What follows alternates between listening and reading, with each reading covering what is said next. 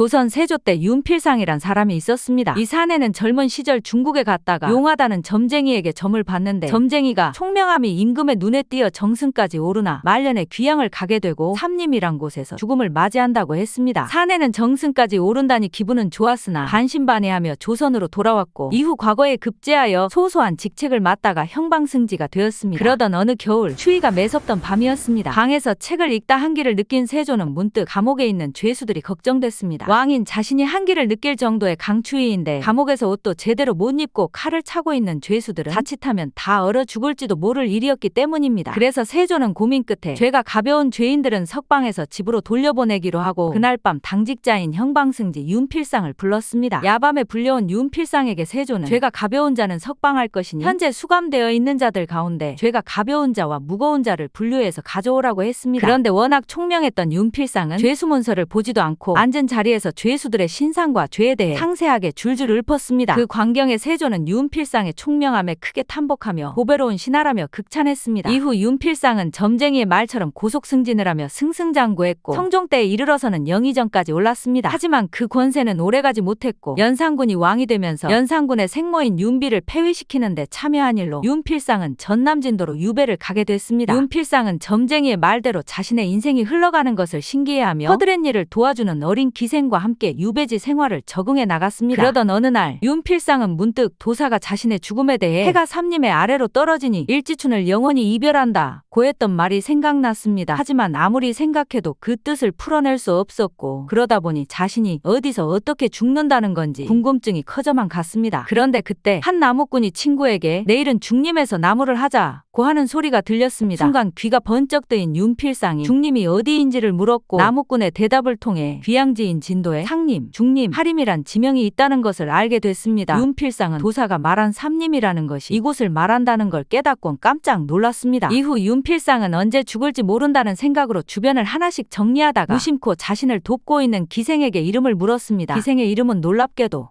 일지춘이었습니다. 순간 윤필상은 깜짝 놀라며 자신의 죽음이 임박했음을 깨달았습니다. 해가 삼림의 아래로 떨어지니 일지춘을 영원히 이별한다. 그때 대문에서 인기척이 났고 윤필상이 돌아봤더니 금부도사가 사약을 들고 대문 앞에 서 있었습니다. 그렇게 도사의 예언처럼 윤필상은 77세의 나이에 생을 마감했습니다. 일설에는 사약을 마시고도 죽지 않아서 독약을 먹고 자결했다고 하는데 아무튼 영의정이었던 윤필상의 출세와 죽음에 대한 이 이야기는 어우야담의 내용을 각색하였습니다.